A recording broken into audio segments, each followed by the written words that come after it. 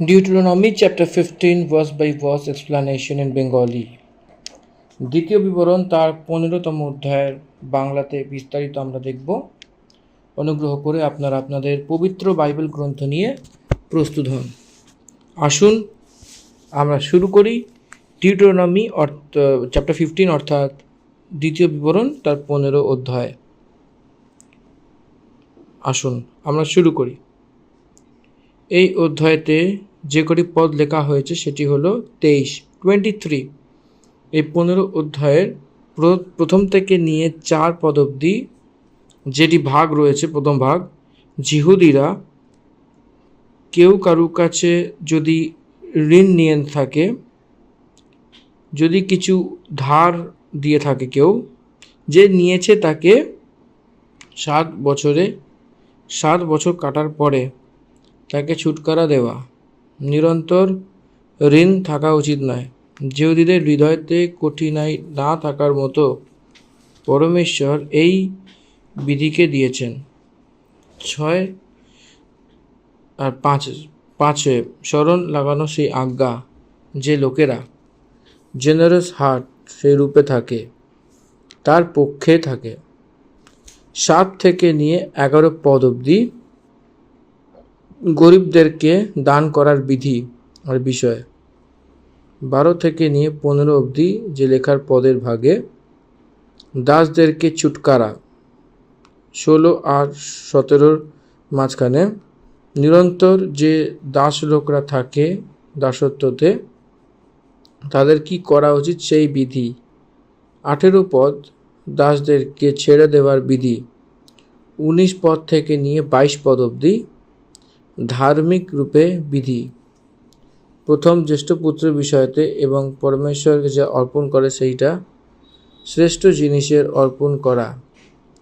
সেই ল্যাংড়া, অন্ধ এই জিনিসগুলোকে সব কিছু দান করা, লহুর সঙ্গে কিছু না খাওয়া বলে লেখা হয়েছে। এবং 22 পদকেই 23 পদের রূপে সেই 23 পদকে দেওয়া হয়েছে। এই পুরো কথা মানুষের কঠিন হৃদয়কে বদলাতে হয় বলে বলা হয়েছে অধ্যায় রয়েছে। 15 অধ্যায় প্রথম পদ, 7 বছর কাটার পরে যে ছুটকারা দেওয়া হয়, এর প্রথম এবং পিছনে কিছুই লেখা নেই। 7 বছর কাটার পরে তুমি ছুটকারা পাবে বলে কাকে ছুটকারা দেবে? যিহুদিদেরকে। এবং যদি কেউ ঋণ দিয়ে থাকে সেই উধার থেকে ছুটকারা দেওয়া। 7 বছর কমপ্লিট হওয়ার পরে সেই উধার থেকে কমপ্লিট ডেলিভারেন্স দেওয়া। সেরকম দেওয়া আমাদের লস হয় কি না? আমি সেই উধার দিয়েছি, যে নিয়েছে সে পুরো করেনি, চলো ভাই তো বলে তারা কোনো সুদ নেয়নি, তখন আমি তাহাকে ঋণের মুক্তি দিতে হবে, তবে নষ্ট হয়ে যাব কি না? তো এই রীতির চিন্তাভাবনা আমাদের থাকে, কারণ আপনি সিম্প্যাথি দেখিয়ে এই জন্য তোমাকে আমি আশীর্বাদ দেব বলে প্রভু এখানে বলছে। 10 পদে বলছে তুমি তাকে অবশ্যই দেবে এবং দেওয়ার সময় তোমার মনকে খারাপ না লাগে, কারণ এই কথার কারণে তোমার পরমেশ্বর সদাপ্রভু তোমার সব কার্যে যাকে তুমি হাত দেবে তাকে আশীর্বাদ দেবে। তুমি তাকে দিয়েছ বলে, সেটাকে ফেরত দিচ্ছ বলে সেটা কখনো খারাপ হওয়া উচিত না। কেন?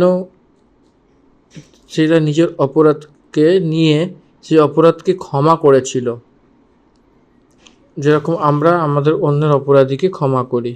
মথিলিখিত সুসমাচার 6 অধ্যায়ের 12 থেকে 14 অবধি যদি দেখি তো সেখানে আমরা পাই যে যারা ক্ষমা করে তাদেরকেও ক্ষমা করা যাইবে, যারা ক্ষমা করে না তাদেরকেও ক্ষমা করা যাবে না বলে যে তাৎপর্য এখানে প্রভু বলেছেন। এখানেও 7 বছরে সবাইকে যা নেওয়া হয়েছে সেই তাদেরকে ছুটকারা দেওয়া। কেউ কোনো ব্যক্তির দাসের রূপে যদি কিনে নেয় তো মূল নেয় তো লাইফ টাইম নয়, 7 বছর হলেই 7 বছর পূর্ণ হতেই তাদেরকে ছাড়িয়ে দিতে হবে। নিরন্তর দাসের রূপে থাকা সে বিধি আলাদা, তার বিবরণ আলাদা।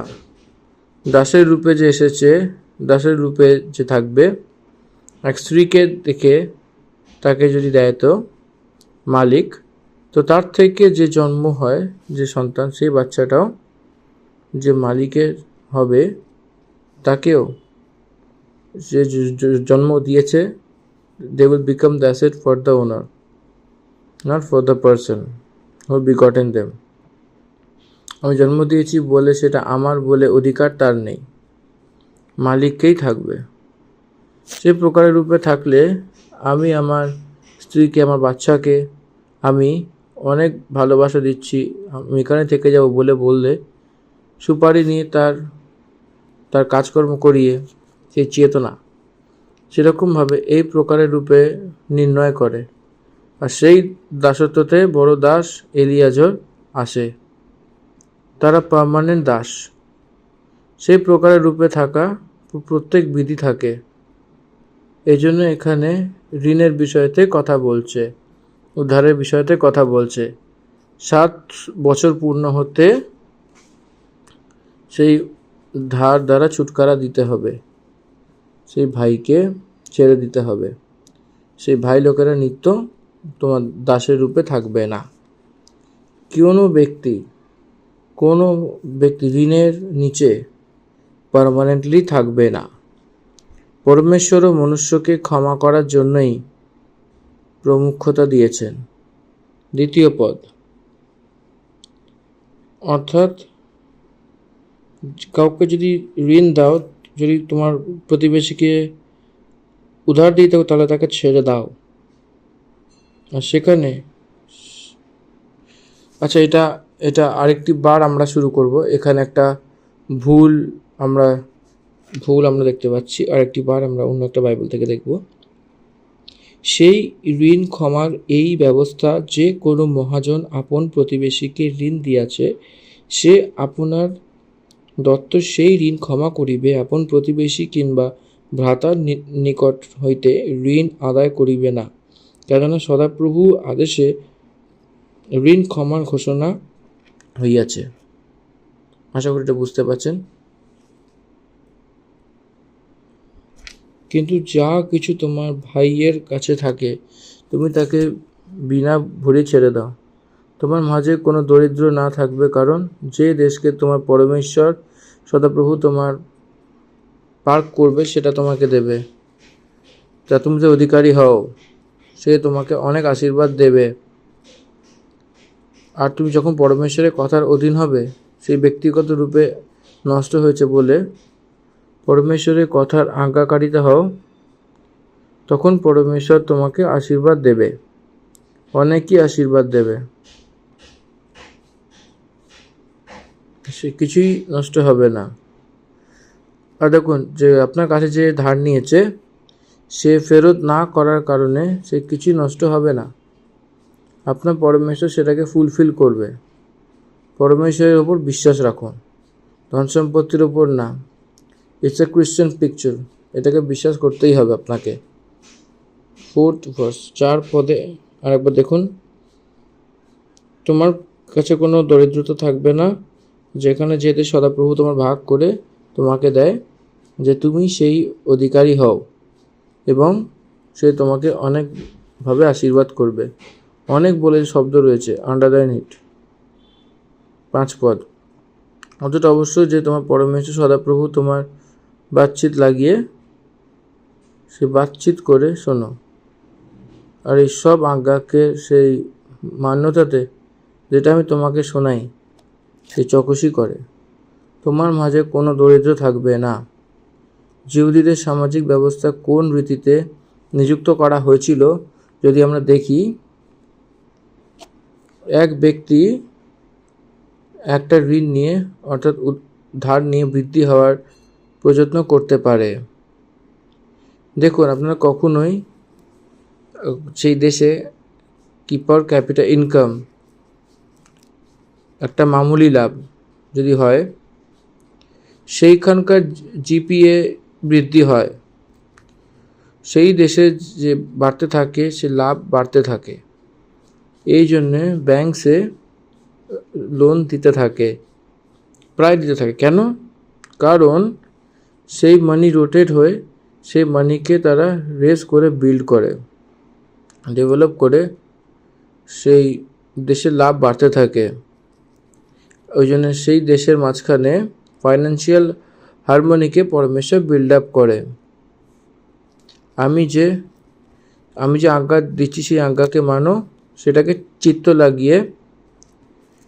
চিত্ত লাগিয়ে আপনাদের মধ্যে কে গরিব থাকবে, কে দরিদ্র থাকবে? কেউ থাকবে না।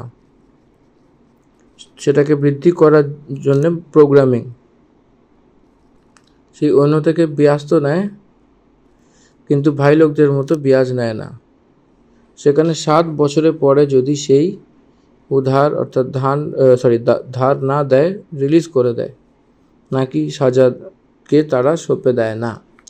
পরমেশ্বর আশীর্বাদ করেন নাকি পরমেশ্বর আশিস দেয় এই বিষয়তে? আপনার জ্ঞান দ্বারা, আপনার ব্যাপার দ্বারা এই বিধি জিহুদীদের নিযুক্ত করে রেখেছিল।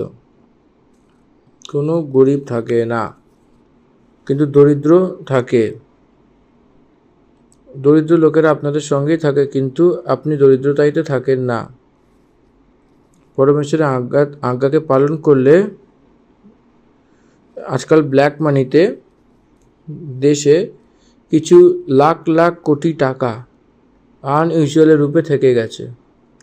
সেটাই ডিস্ট্রিবিউট হয়ে গেছিল লোকদের ব্যবহারের জন্য। পাওয়া গেলে সেই আমেরিকার দেশেও 100 গুণ সেইভাবে বৃদ্ধি হয়ে যায়।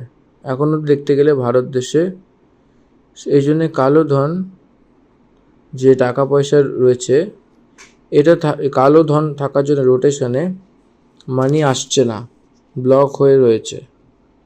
যখন টাকা পয়সা রোটেশনে নেই, কিছুই থাকবে না, আর সেখানে তখন ব্যবসা বাণিজ্য করা খুব কঠিন।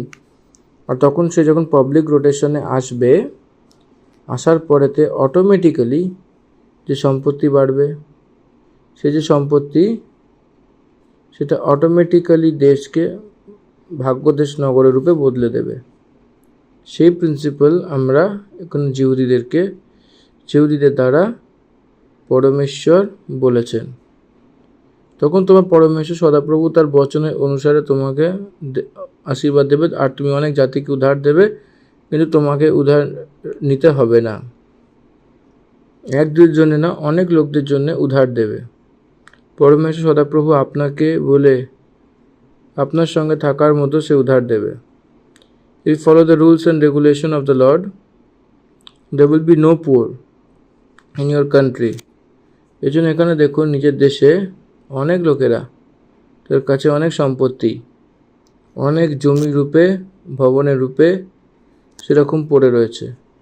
আর যদি সেই সম্পত্তিকে, আনএমপ্লয়মেন্টকে সরিয়ে দেওয়ার জন্য বাইরে বার করে ব্যবহার করে, তো এক বড় মার্কেট নিযুক্ত হবে, একটা মহান প্রডিউসিং প্রোডাক্টস মার্কেট হবে। Top products around the world market হয়, কিন্তু সেই প্রকারের রূপে নেই না সে ব্যবস্থা। অনেক অনেক টাকা পয়সা আন্ডারগ্রাউন্ডে লুকিয়ে রাখা হয়েছে। সেটাতে কি হবে? তাদেরকে চাকরি করার চান্স ডেড হয়ে যাবে। ইসরায়েল সেই প্রকারের ব্যাপার নয়। মানি should be open before the government. এই জন্য সেই সিস্টেম তারা পালন করেছে।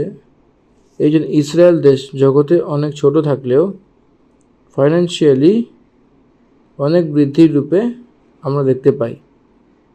সেখানে জওয়ান লোকেরা যে চাকরির কমতির কারণে সেই মারপিট সেখানে হবে না। কেন সে অর্গানাইজড রূপে থাকে? রেভিনিউসকে, ফাইন্যান্সেসকে পাবলিকলি নিয়ে আসে, পাবলিক ডোমেনে নিয়ে আসে। যখন তাদেরকে নিয়ে আসে, অন্যদেরকে চান্স দেওয়া হয়। এই জন্যে সেখানে গরিবরা থাকে না।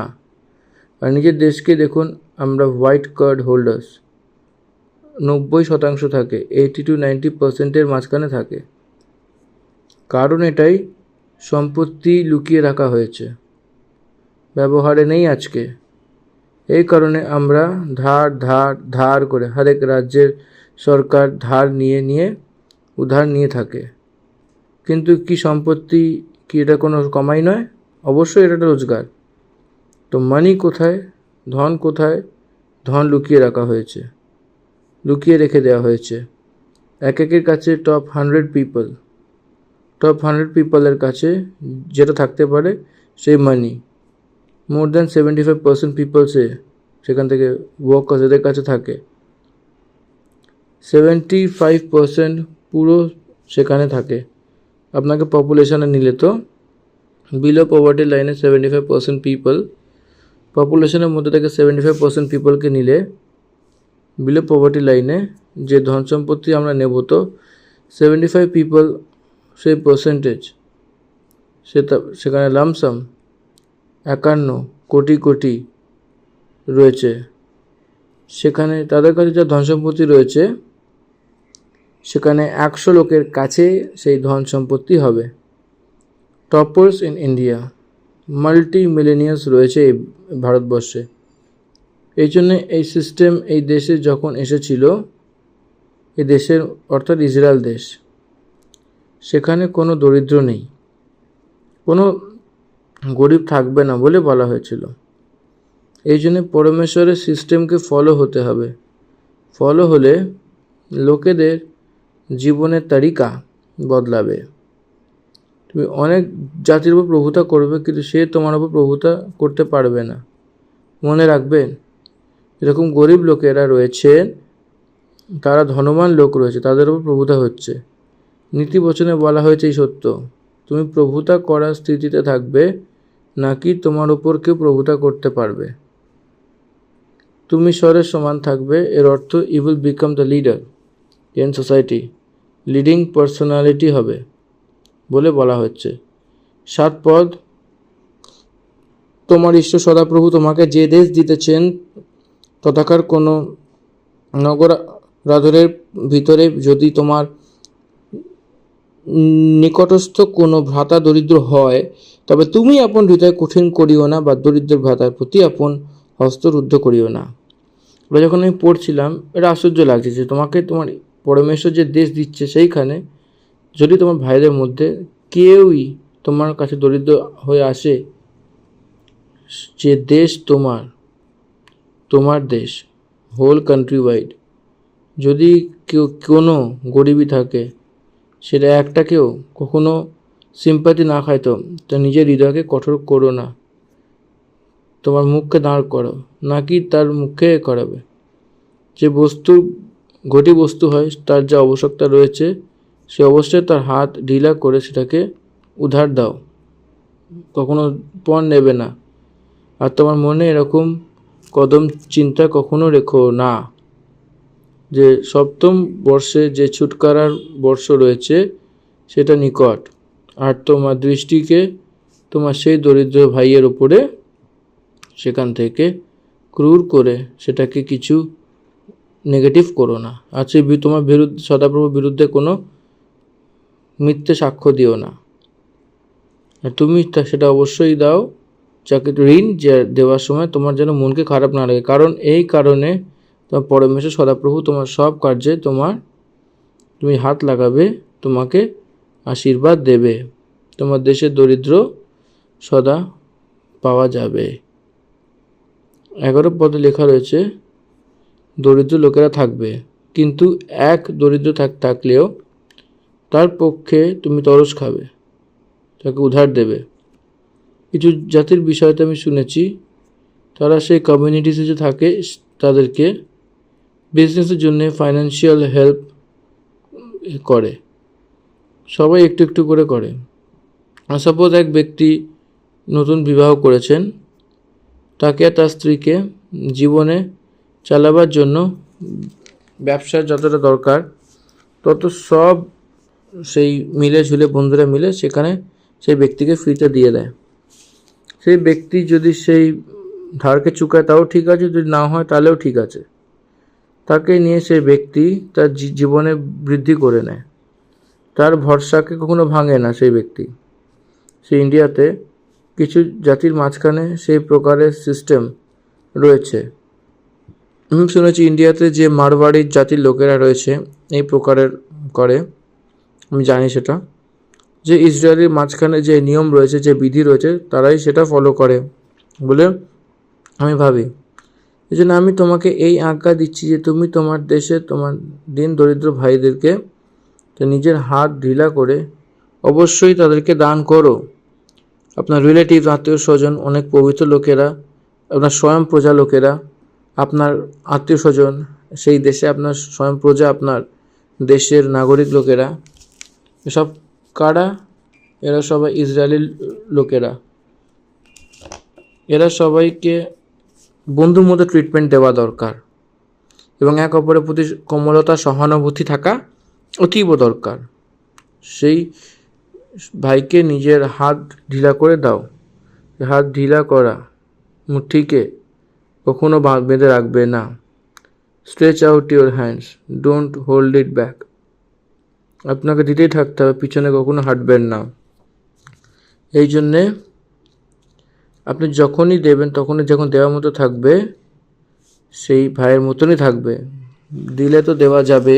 যেরকম শিরকিয়ে অনেক বৃদ্ধি হওয়া লোকেরা সেইভাবে বচনে লেখা রয়েছে, giving is the grace, receiving grace নয়, গিভিং ইজ দ্য গ্রেস।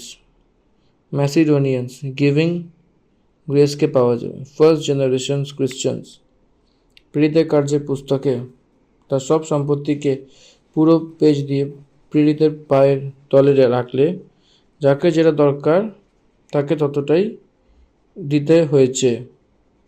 তারা সে উধার দেয়নি, ফ্রিতে সব দিয়ে দিয়েছে। ওল্ড টেস্টামেন্টে উধার দেওয়ার জন্য বলেছিল, সে নিউ টেস্টামেন্টে ভাগ করে দাও বলে বলেছে। সে করে দেখিয়েছিল। প্রেরিতরা সেখানে নিড প্লেসেস ডিস্ট্রিবিউশন, সেখানে যাকে যাকে যত দরকার সেই মানি ভাগ করতে গেছিলো। এর জন্যে দে লেড আ ফ্রি লাইফ, সে রহিত জীবন খ্রিস্ট বিশ্বাসীদের থাকা উচিত। উধার দ্বারা ডুবে যাওয়া সেটা খ্রিস্টের গুণ নয়। ঋণ থাকার জীবন হওয়া উচিত। That is the Christianity. সেটার জন্য আপনার ভাই লোকদেরকে হেল্প করা উচিত। সেই এজরার কালে যারা উধার দ্বারা ভরে ছিল তাদের উধারকে পুরো করবার জন্য, চুকাবার জন্য বাকি ভাই লোকেরা অনেকভাবে কষ্ট করেছিল, ঋণ দ্বারা মুক্তি করেছিল। অনেক জিহুদিরা তার নিজের স্বয়ং সম্পত্তি লাগিয়ে, দ্যাট ইজ দ্য ব্রাদারহুড। ভাই লোকের মানে সেই প্রকারের রূপে থাকে, সেই প্রকারের রূপে থাকা। 12 পদে, যদি তোমার কোনো ভাই অর্থাৎ কোনো এপ্রিয় তোমার যে হাত দেখায় এবং সে 6 বছর তোমার সেবা করেছে, 7ম বছরে তোমার কাছ থেকে স্বতন্ত্র করে যেতে দাও। সেই তারা পার্মানেন্ট বন্ডেজে থাকবে না, নিরন্তর সেখানে থাকা উচিত না।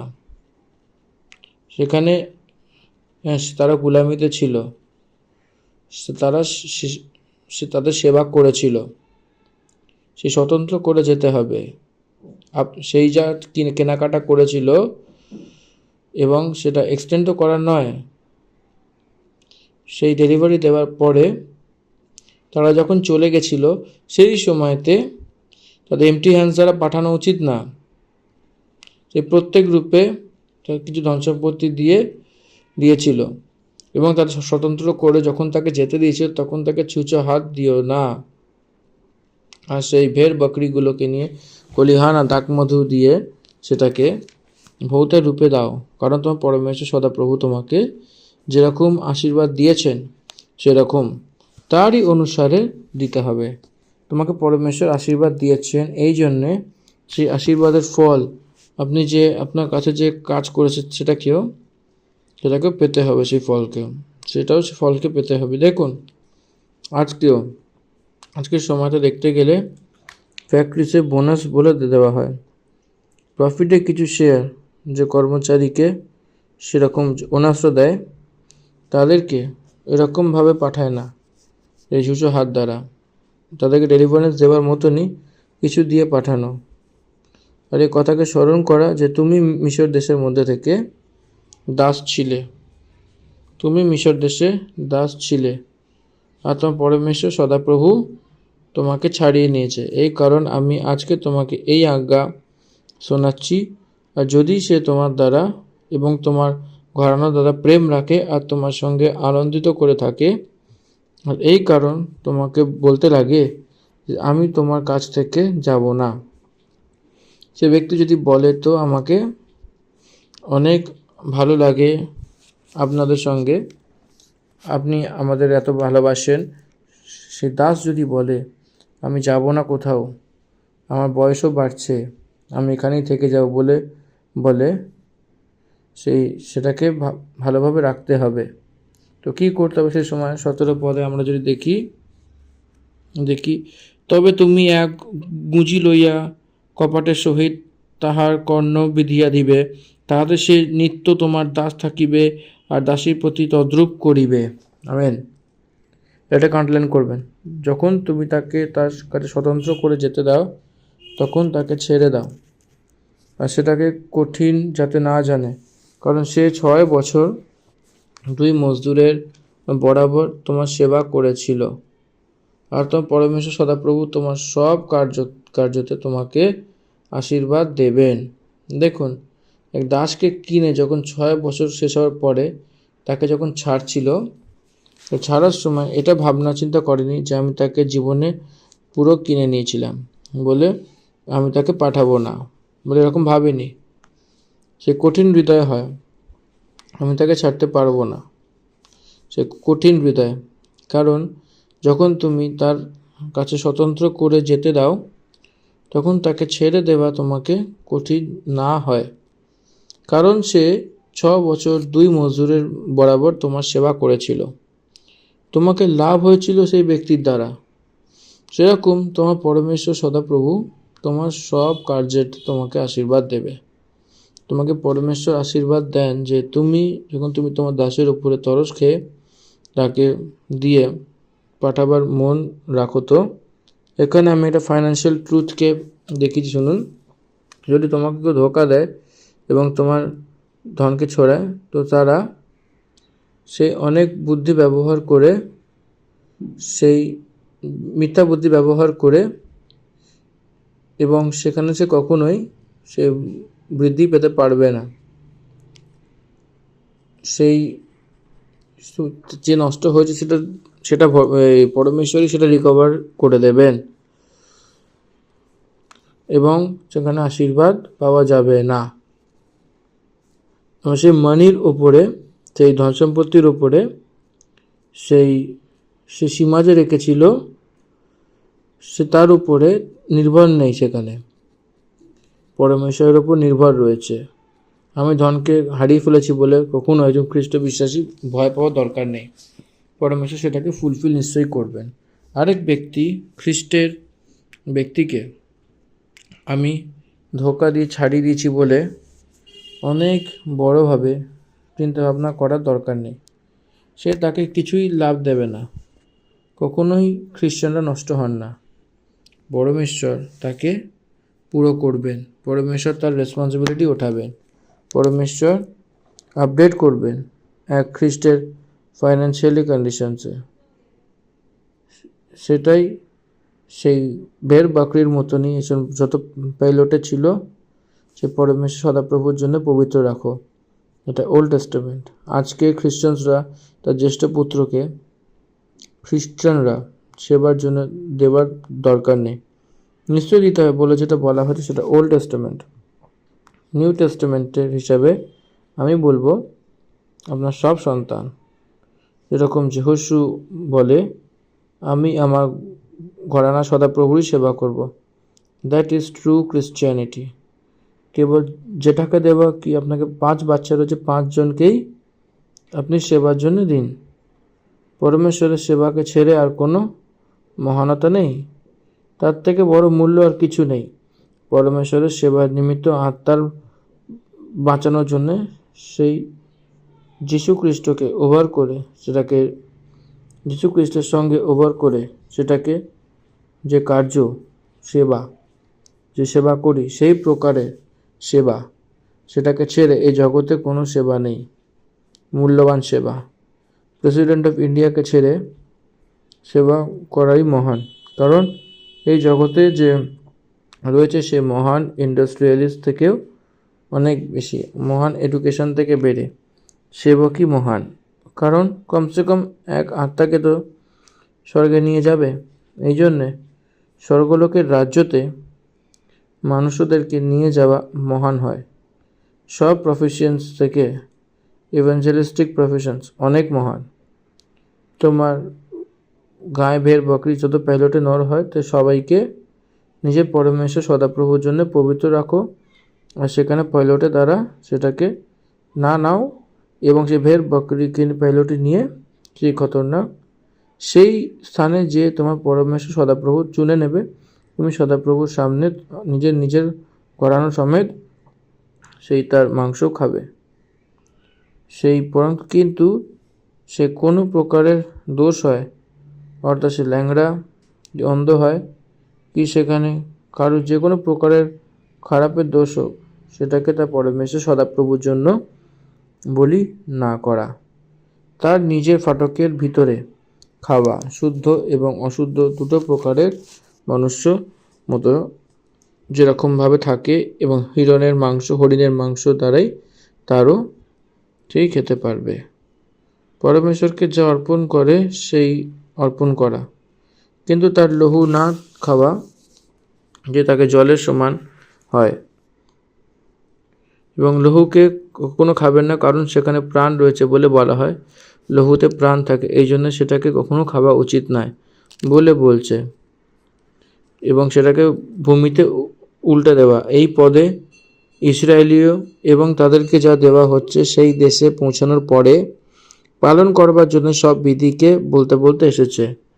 সেই সিম্প্যাথির বিষয়তে, হৃদয়ে কঠিনের বিষয়তে না থাকার মতো, দাসের উপর যে ব্যবহার করতে হবে সেই রীতির বিষয়তে, তার নিজের লোকদেরকে যেটা দেয়া হয় আর্থিক ঋণ সেই বিষয়তে, উদারের বিষয়তে, সেই রীতিতে সব ব্যবহার চালচলন করা উচিত। এই অধ্যায়তে অনেক স্পষ্ট রূপে শেখাতে এসেছে। যদি একটা কথা এখানে বলা যায় যে তরস খেয়ে জীবনযাপন করা, অন্যের ওপরে তরস খেয়ে সে কঠিনাতে ছেড়ে দিতে হবে। সেই পেতে হলে সেরকম বাকি লোকদেরও করুন, সেরকম লোকদেরকে ব্যবহার করুন ভালো করে। যেরকম আপনি ভালোবাসেন আপনার প্রতিবেশীকেও ভালোবাসুন। এই সন্দেশ দ্বিতীয় বিবরণ এখানে বলতে এসেছে। এই 15 অধ্যায়কে আমরা এখানে সমাপ্ত করছি। 15 অধ্যায় দ্বিতীয় বিবরণ সমাপ্ত হয়েছে। End of Deuteronomy chapter 15. Thank you. Amen. God bless you all.